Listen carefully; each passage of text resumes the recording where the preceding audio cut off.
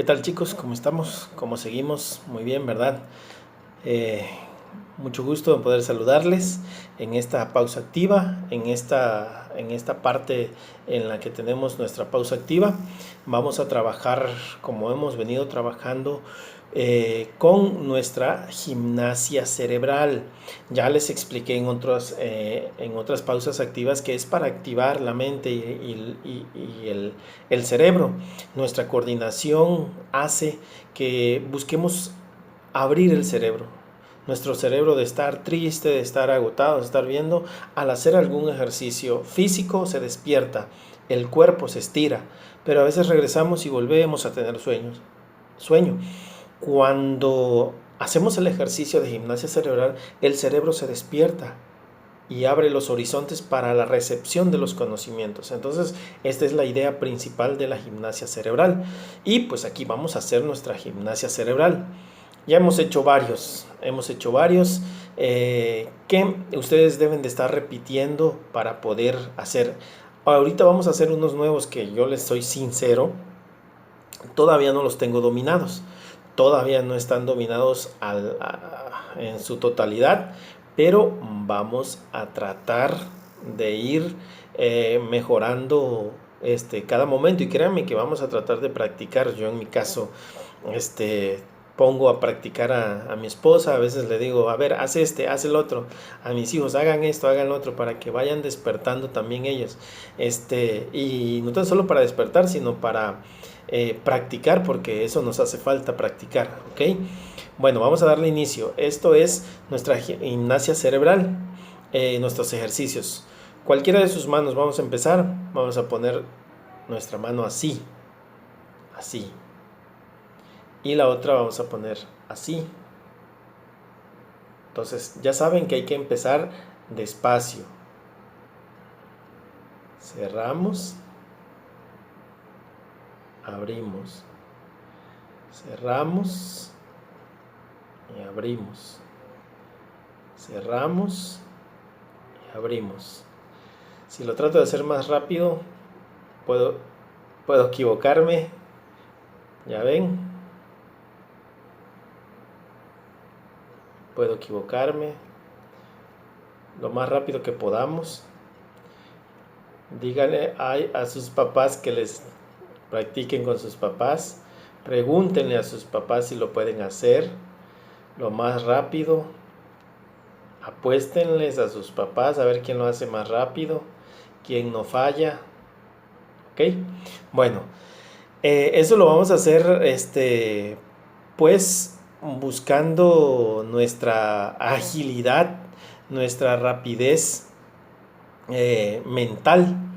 Ahora vamos con otro. Vamos a poner con esta mano así, con esta otra así. Pulgar con el índice, pulgar con meñique. Vamos a recorrer 1, 2, a ver, perdón, 1, 2 y 3. Deben de quedar al revés. Si comenzamos otra vez, quedará al revés, quedará diferente. Volvemos a hacer cambio. No, aquí me confundí porque quedaron los dos y no debe quedar así. Así debe de quedar. Entonces comenzamos aquí, aquí y aquí. Ok. Seguimos acá, seguimos acá, seguimos acá. Ok. Seguimos acá, seguimos acá, seguimos acá. Ay, perdón. Ok. Ok, así debe ser. Seguimos acá, seguimos acá y seguimos acá. Entonces esa es la forma que debemos de buscarlo lo más rápido. Ese me toca practicarlo más rápido. Vamos a poner otro para tratar de practicarlo, y en la próxima o en otra pausa activa ya vamos a tratar de manejarlo lo mejor posible. Vamos a juntar nuestros dedos, nuestras palmas, y abrimos este, no, abrimos este, abrimos este. Vemos así y tenemos abierto el índice y el meñique. Al cerrar abro este y abro este. Cierro y abro este. Cierro eso y abro este. Cierro este y abro este. Cierro este y abro este. ¿Ok? ¿Ya vieron? Dos ejercicios nuevos para practicar, aparte de los que ya tenemos. Dos ejercicios nuevos, así que vamos a echarle ganas y vamos a seguir practicando para abrir nuestra mente. Que Dios les bendiga. Seguimos con nuestra clase. Chicos, buenos días. ¿Qué tal? ¿Cómo están? ¿Cómo estamos? Seguimos trabajando en nuestras clases virtuales. Hoy vamos a recordar un tema del que vimos en Historia 1. Vamos a recordarlo en Historia 2. A ver si ustedes se acuerdan. ¿Se acuerdan de lo que es la ilustración? ¿Qué es la ilustración? Esto es uno de los temas que vimos en primero. A ver si ustedes se acuerdan qué es la ilustración. En este caso, la ilustración o el periodo o siglo de las luces, como le llamaban también a algunos, el siglo de las luces, dice una frase muy célebre de Immanuel Kant, que dice: la ilustración es la liberación del hombre de su culpa, de su culpable incapacidad. La ilustración es la liberación del hombre de su culpable incapacidad. Así decía Immanuel Kant, este filósofo. Entonces, ¿qué es la ilustración? Es un movimiento intelectual que se originó en Europa. Se originó en el siglo XVIII, que se caracterizó básicamente por la exaltación de la razón. No el pensamiento o lo que creían, sino la razón en sí. La razón es un instrumento dinámico. Es capaz de ordenar y dar coherencia a la información que percibimos a través de los sentidos. Si nosotros vemos que llueve, nosotros podemos creer: es que Diosito así lo manda. Diosito nos ve que nos hace falta el agua y manda la lluvia. Pero la razón nos dice por qué llueve, cómo se origina la lluvia, cuál es el proceso de la lluvia. Y ahí les decía, ¿se acuerdan el fenómeno del ciclo del agua? El agua se evapora del mar, se condensa en las nubes y el viento mueve las nubes y se precipita en otro lado. Eso es la razón. Eso era la razón. Antes se creía que llovía porque así era, como el movimiento de los astros. Muchos filósofos decían que el sol giraba alrededor de la tierra. La razón decía: pero entonces, ¿por qué hay el día y la noche? ¿Por qué hay cuando estamos más cerca del sol? ¿Por qué hay periodos en que hay más calor? O sea, todo eso le buscaban la razón, o sea, explicar ese fenómeno. También se consideraba que todo lo antiguo se enmarcaba en un ambiente de oscuridad y de decrepitud. O sea, que estaba oscuro, que no se podía explicar, pero porque no se buscaba la explicación. Y que la nueva ideología que llegaba era la luz, o eran las luces, que iluminaban al mundo del conocimiento que se creía que se tenía de las cosas y no se tenía. Habían dos conceptos, que era el racionalismo, en la cual considera a la razón como la única base del saber, Esto favorecería al desarrollo del pensamiento científico. Se desarrollaría o se desarrolló un método científico para explicar las cosas, para explicar los fenómenos naturales o los fenómenos de la Tierra. En contraposición al racionalismo también estaba el empirismo. Frente a cualquier forma de imposición intelectual, esto que pretendía estar en posesión de la verdad, los ilustrados contrapusieron su fe en la experimentación para poder conocer el mundo y conseguir el progreso. Este era un conocimiento empírico, o los empiristas buscaban un proceso, buscaban repetir un proceso para encontrar qué era lo que le daba la razón de ser a la ilustración. Muchos de los ilustrados eran hombres con fe en el progreso, pero fe en el progreso, ligado a su vez a la ilustración del pueblo. Querían que el pueblo aprendiera y que conociera qué se estaba haciendo. Para ello, la causa de todos los males, en este caso para los ilustrados, la causa de todos los males estaba en la ignorancia y en los prejuicios. Ignorancia de todo lo que habían vivido o todo lo que vivían. Por eso la ilustración dejaba a un lado la fe y buscaba la razón.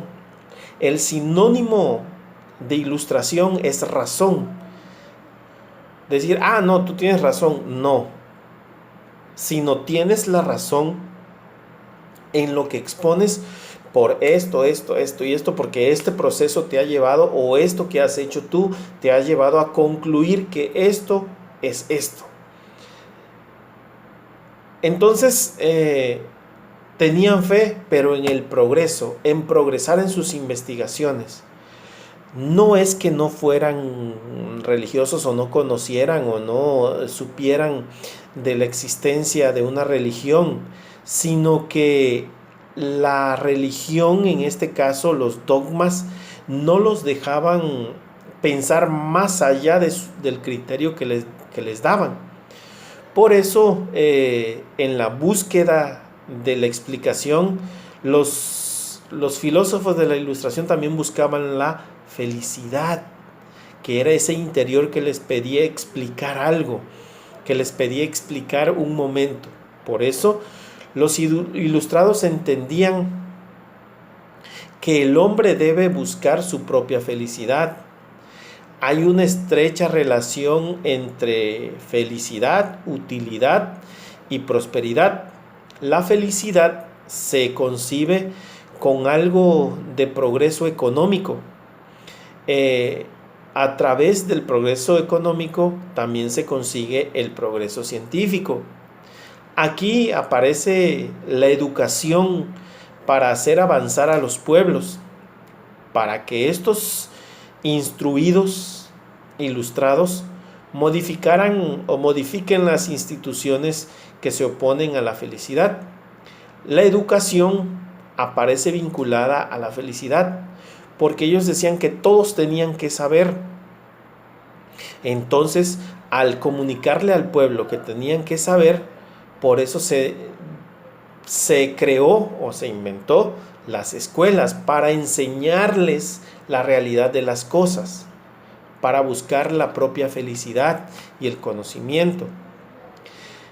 Surgieron utopismos, se crea la aplicación de la razón a todos los aspectos de la vida humana, la cual le permitiría una mejoría constante de la sociedad y un progreso económico y cultural ilimitado gracias a la educación de los pueblos, gracias al conocimiento generalizado que ellos buscaban en la sociedad, porque querían que todos conocieran la razón. Tenían un espíritu crítico también. El ilustrado aspiraba a someter, a criticar racional, a una crítica racional todo el conocimiento anterior, o sea, todos los procesos, fenómenos, todos los iban a someter a una crítica racional, o sea, a explicar por qué era lo que originaba eso, qué era lo que daba eso. Tenían en sus haberes un reformismo, o sea, buscaban cambiar esa ideología en las personas para lograr el objetivo de conseguir el progreso del ser humano. Los ilustrados proponían modernizar la sociedad mediante lentas reformas que serían llevadas a cabo por reyes y gobiernos de carácter absolutista. Al querer que toda la sociedad conociera, tenían que implementar reformas, pero ellos sabían que no las podían implementar de forma drástica, sino tenía que ser un proceso continuo. Primero a comenzar a crear algunas reformas y después ir modificándolas, porque de golpe o de inicio no iban a poder reformar absolutamente nada, porque todo lo que iban a crear iba a ser una crisis en las personas. La ilustración tenía sus principios. Por ejemplo, tenía al empirismo. Los ilustrados contrapusieron su fe para poder conocer el mundo y conseguir el progreso. También eran críticos.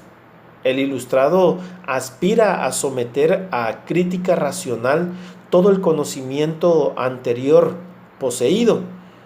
También deseaban el conocimiento. El ilustrado sentía un enorme deseo de conocer por completo el mundo donde habitaba, de iluminarlo, pero también sentía la necesidad de dar a conocer todo lo aprendido. No eran egoístas con el conocimiento, sino que expresaban o deseaban que todo mundo conociera los aprendizajes. Eran utópicos, o sea, se crea la aplicación de la razón a todos los aspectos de la vida, que la gente se preguntara todo por qué o para qué, para que todo tuviera una razón. También buscan el progreso y la felicidad, porque el ilustrado a lo que aspiraba es a conseguir la felicidad en este mundo, no esperar un mundo futuro, sino buscaban crear la felicidad o conocer su felicidad en este mundo. Eran reformistas los ilustrados porque proponían modernizar la sociedad mediante las reformas que serían llevadas a cabo por los reyes y los gobiernos en turnos, los gobiernos que en ese momento eran absolutistas, en los que no les importaba nada más que el gobierno. Esos eran los gobiernos absolutistas, pero eso es otro tema muy importante que se puede tocar. Algunos de los más importantes pensadores era Voltaire. Es absolutamente necesaria una reforma profunda de la sociedad que asegura la libertad y el bienestar del pueblo, decía Voltaire, sobre la sociedad en sí. Para conseguir toda esta libertad, decía Voltaire, hay que crear un sistema parlamentario que limitara el poder del rey. Eso ya estaba en contra del absolutismo, por eso hubieron muchos conflictos en esto. Tenía que establecerse también un sistema de impuestos racional que no arruine a la gente. O sea, los reyes absolutistas decían, el que tenga más de 5 ventanas va a pagar impuestos. O sea, esos son impuestos irracionales que afectan a la bolsa de la gente, de las personas. Quería liberalizar la economía, que se reconociera el trabajo bien hecho, decía Voltaire. Algunos de los pensamientos que se buscaban en esa época. También está Montesquieu con su teoría sobre la separación de poderes que garantizará la libertad de los ciudadanos. Decía también en los estados debería estar separados diferentes poderes. Él aplicó la división de poderes en ejecutivo, legislativo, judicial y el cuarto poder, la gente. También está James Jacques Rousseau y su famoso contrato social, que decía que para vivir en sociedad los seres humanos debían de acordar un contrato social implícito en el nacimiento, que les otorgara ciertos derechos. A cambio también debía de abandonar la libertad de la que dispondrían en el estado de naturaleza. O sea que debían tener responsabilidades, pero también obligaciones, pero también beneficios. Era lo que decía Voltaire. Se comenzó a aplicar en la Ilustración en Francia. Está marcada en esta nación por la preocupación sobre los problemas sociales y políticos. Tenían un espíritu crítico y escéptico también en Francia, y el sistema político predominante fue el despotismo en estas zonas. En Inglaterra, pues la Ilustración fue el resultado de la combinación del empirismo y de Locke y Berkeley, y el sistema científico de Newton. En Inglaterra también políticamente se consolida el sistema parlamentario, en donde el rey reina pero no gobierna. Separaban el gobierno y el reino. Bueno, pues aquí vimos algo sobre la Ilustración. La próxima clase veremos algo más sobre el gobierno despótico. Nos vemos la próxima clase. Que Dios les bendiga.